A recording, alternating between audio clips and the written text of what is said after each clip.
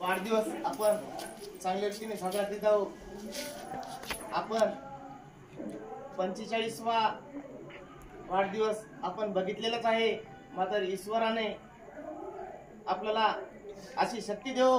उत्तम थोरात यांचा वाढदिवस आपण अशाच पद्धतीने 100वी सुद्धा साजरी करू हेच ईश्वराचे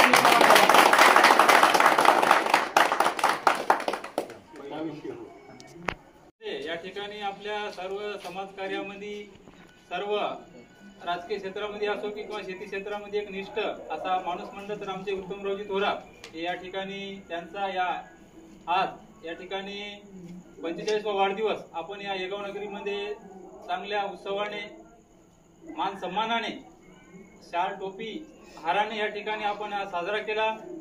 तसेच आपण त्यांना या ठिकाणी सोशल मीडिया मार्फत प्रत्यक्ष भेटून व या ठिकाणी आपण सर्वजण एका जागी जमून आपल्या एकोप्याने या ठिकाणी आपण त्याचा वाढदिवस साजरा केला.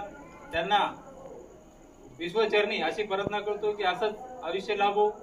आपण त्यांचे 100वा सुद्धा या ठिकाणी वाढदिवस साजरा करण्यासाठी असंच एकोप्याने येऊ अशी मी या ठिकाणी विश्वचरणी प्रार्थना करतो.